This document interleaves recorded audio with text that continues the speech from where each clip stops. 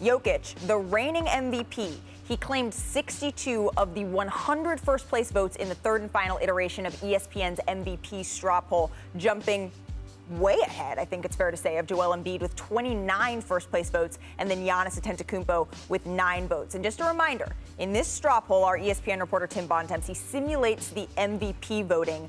So he asks 100 media members for their top 5 MVP candidates. So in addition to that straw poll, Caesar Sportsbook has just adjusted the NBA MVP odds to make Nikola Jokic and Joel Embiid co-favorites. So it had been Embiid, remember. Given all of this, and I would be remiss not to say that adjustment was made after this straw poll came out. So I want to do a little straw poll NBA Today style and make the case for the other guys. We talk a lot about Jokic. We talk a lot about Joel Embiid. So if they finish strong, and just so viewers know, the group text, it was popping off with who's going to make the case for whom. But Perk, I want to start with you and an upset. You wanted to make the case for Giannis. Go ahead.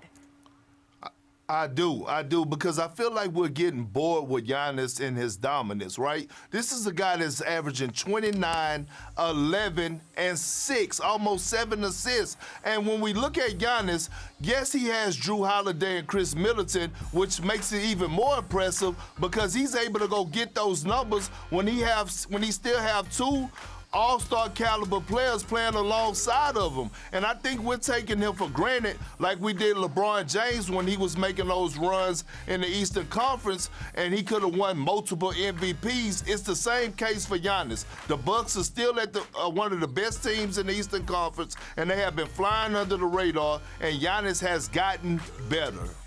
All right, so I said this was an upset, and that's because you didn't choose Ja Morant. Chiney Agumake did. So what is Ja's case to win MVP, Chiney? If we're talking about players that have gotten better, I feel like Ja Morant has to be at the top of the list, especially since we said, oh, he's too good to graduate from most improved, Mr. Perk. We've got to put him in most valuable player conversation. This guy, you remember, I got the receipts. 27 and 8 so far this season, about 7 or 8 points more improved from seasons past. And just look at the Grizzlies. What are they, 53 and 23 on the season, the second best record in the NBA. Sometimes you get a shooting star, right? So many stars are out there, but you get a shooting star in an astronomical type of season for the Grizz where we did not see that happening or we did not expect that as much. That's what Ja has done. He's galvanized this group. He's had a dominant season, and I feel like he could steal some MVP votes very easily. Well, listen up, Suns fans, because JJ is about to make the case for Mr. Devin Booker to be MVP. This. Go ahead, JJ.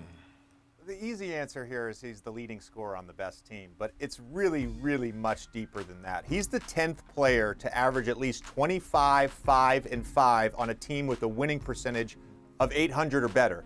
8 of those previous 9 players have won MVP. We talk all the time about his clutch time performance. The Suns are 24 and 5 in clutch games that he plays. He's shooting 57% from the field and 41% from 3 in clutch time. And perhaps most importantly, everybody thought the Suns were going to fall off when CP got hurt. He went for 28, 5, and 7 and led the Suns to an 8-3 record. Perk makes fun of me all the time because I'm an analytics guy, but I'm also an eye test guy, and my eyes are telling me he's a deserving MVP. All right, Chiney, you're the queen of, all right, I'm going to give multiple players their flowers here. I want to do it for all players, but who else you got? I've got Jason Tatum because a lot of times after All-Star break, we see people, Mr. Celtics, we see people really solidify their cases for awards. And Jason Tatum, he's been balling. I mean, 33 points per game, second in NBA, scoring this month of March. And also the Celtics have been surging. It's not easy to revive a franchise that had great expectations mid-season with a first-year coach. And he's really emerged as that quintessential leader for Boston. And so I love to see his development. I love to see, we see these numbers, but now you're seeing him career highs in points, in rebounds, and assists. He deserves to be in the conversation as well. All right, so we've hit on Jason Tatum, we've hit on Ja Morant, we've hit on Devin Booker.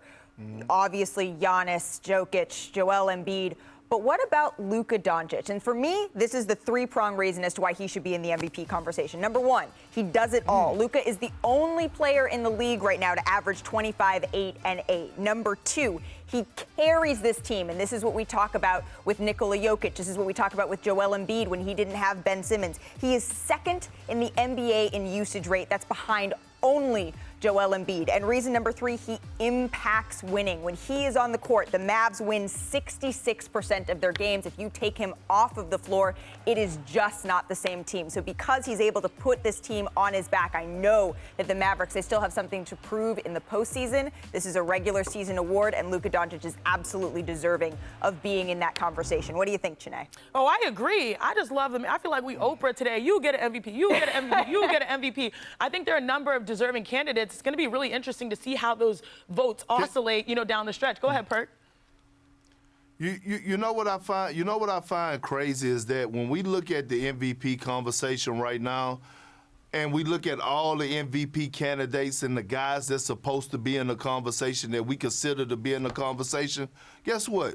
They're international players. And I remember this summer, I said something about international players are taking over the game of basketball. And one of the current players in Draymond Green has something to say to me. But when you look at the guys who have won the MVPs over the last 3 years, they've been international players. Giannis, Jokic. When you look at guys that have won the Defensive Player of the Year award, it has been Giannis and Rudy Gobert. So to me, when I look at this and we think about Jokic, we think about Embiid, we think about Giannis, we think about Luka. Those are 4 of the top 7 guys in the NBA that are international players that we actually could make a case for winning the MVP. So when I talk about things like this and I say things like that at the moment, people think that I'm crazy. But no, it's really right here in front of your face that the international players are actually taking over the game of basketball. Thank you for watching ESPN on YouTube. For live streaming sports and premium content, subscribe to ESPN+.